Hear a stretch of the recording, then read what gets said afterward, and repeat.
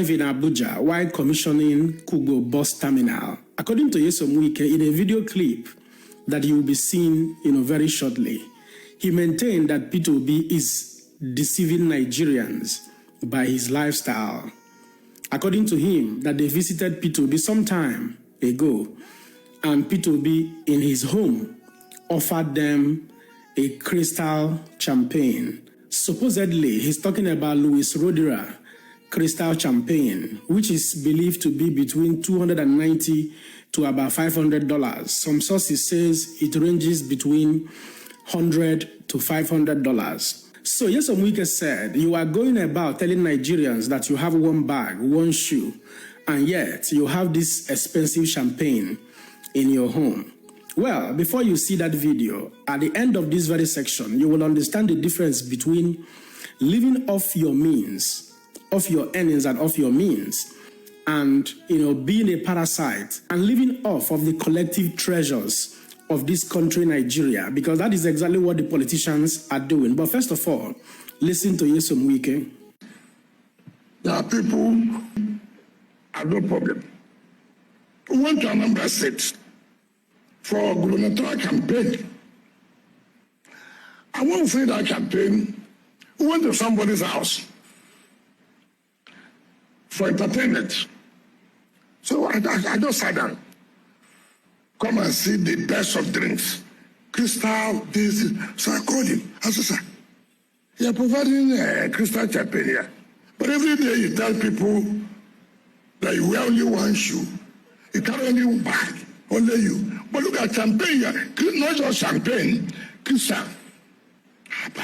Why do we deceive Nigerians? Why can't we tell ourselves the simple truth? What you preach is not what you practice. And we'd like to hear something. We'd like to hear such a thing. And that is being deceitful. And these are the kind of things that I tell Nigerians, look, don't allow people to deceive you. People who are preaching that they care for you, they don't care for you anything, they don't think about you. They're only trying to use you to climb. Now somebody said they are hungry. First and foremost, if Honorable Nyesom Wike has shame, he won't be making this type of comment on national television. Unfortunately, this very message will still sell to many Nigerians who are illiterate, uneducated, and uninformed. Peter Obi is a successful businessman who has made his money legitimately, and nothing stops him from using his own hard-earned money whichever way it pleases him. And that brings me to the overall essence of this video, which is to counter the lies Nyesom Wike has propagated in this video. You see, when you talk about integrity, a man who actually lives by what he preaches, Peter Obi is the #1 politician you can talk about in Nigeria. A man who served as a governor, 2-term governor, and since that man left office, he has never collected a pension. Nyesom Wike should also come out to tell Nigerians on whether he's still collecting pensions as an ex-minister of state for education, as an ex-local government chairman, and as an ex-governor. And before we dive into the bigger issue, I want you to listen to Peter Obi yourself. The controversy erupted. I said, oh, now I know the secret of your, looking so comfortable and nice. You've been collecting pension and benefits and allowances out of office. But what's your reaction? How does this work out? Do you support the move in Zamfara State to repeal the law and, the outrage on the part of Nigerians that when you leave office as governor, you should just go back to your former work and stop collecting public funds? What's your take? Well, Ruben, let me start by first correcting you. Yes. I left office about in 2014, call it 2013 actually, because it was about first quarter of 2014, so 2013. And since I left office to today, nobody has paid me 1 naira. I've not received 1 naira. Is it that you have not made the request? No, I said I've not received 1 naira, either directly or indirectly.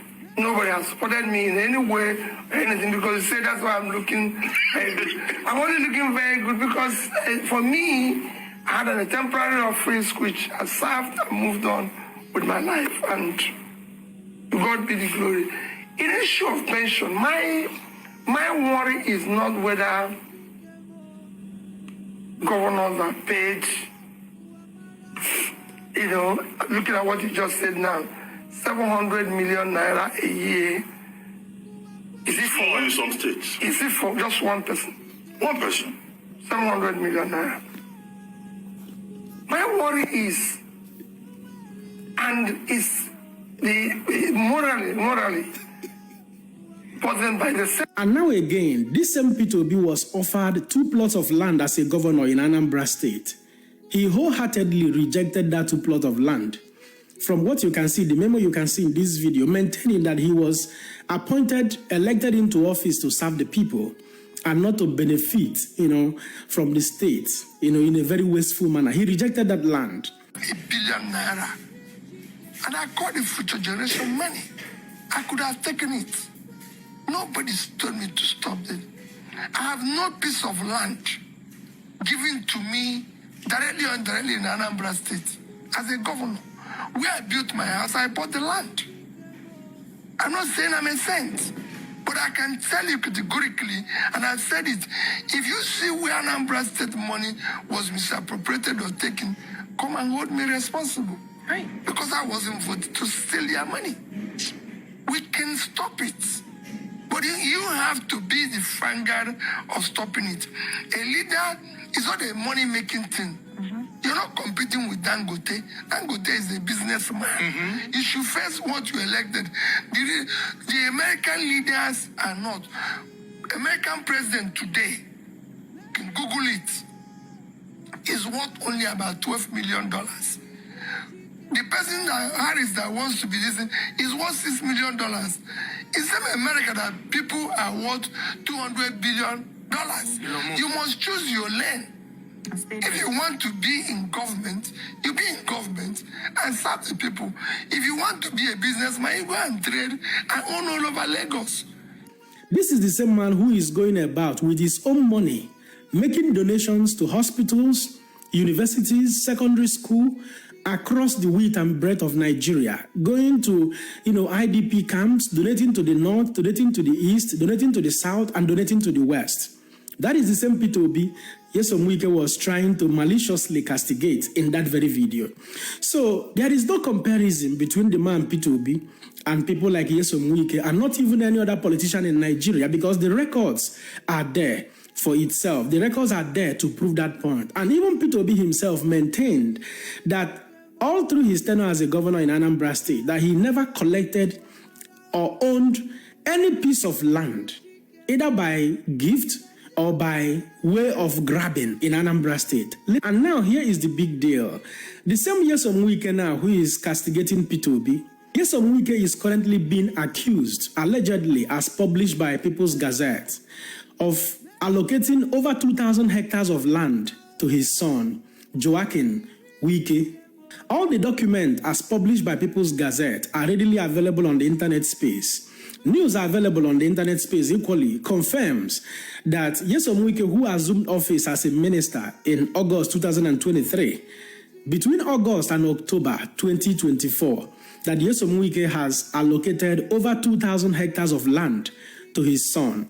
The most striking was in October 2024 from that publication, shortly after a business name, a company was registered, with the name of his son, Joak Farms and Estate Limited, and a whooping, amount of 350 hectares of land was allocated to this very company, which is owned by his own son. People who are testaments to that very information confirm that they told him that he should be very careful in allocating land to his family members. And according to that information, he maintained that he has not even started, that he wants his children to be the largest landowners in Abuja.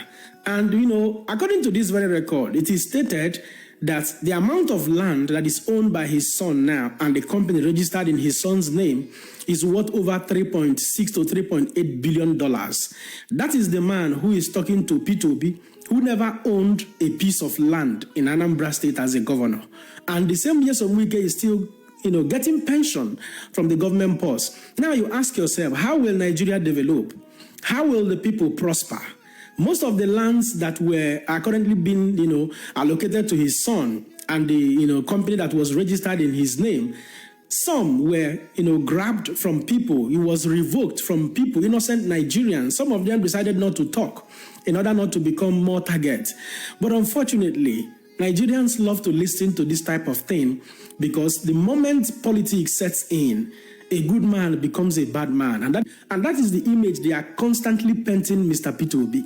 Unfortunately, those of us that knows the truth, like the scripture maintain, you shall know the truth, and the truth shall set you free. Those of us that knows the truth, we can never be bullied. We can never be co-opted into speaking otherwise. We will continue to keep the record straight for Nigerians to know and understand that this set of parasitic politicians we have in Nigeria can never do anything meaningful. They will do a work of 20% and steal 80% from the public purse, and yet you will continue to praise them as sycophants. And many of you who do not have sense, tomorrow they will come and tell you that P2B is your problem, that P2B is demarketing Nigeria. They will tell you that America is Nigerians' problem. They will tell you that Britain is the Nigerians' problem without knowing that what you are looking for in Sokoto is right there in your Sokoto. We will continue to bring, x-ray some of these hidden informations, which is readily available on the internet space for all and sundry to know what is actually true in Nigeria. P2B deserves to be respected in this country. A man who was called upon to be given a professorship title, he rejected it. He maintained that he didn't go through school, he didn't pass through that level of academic qualification to be granted the honor of a professor. Which politician in Nigeria can actually do that? Unfortunately, we are yet to see. At this point, I will allow you guys to be the judge. Don't forget to let me know what you think in the comment section and share this video. My another person, Siam. God bless you.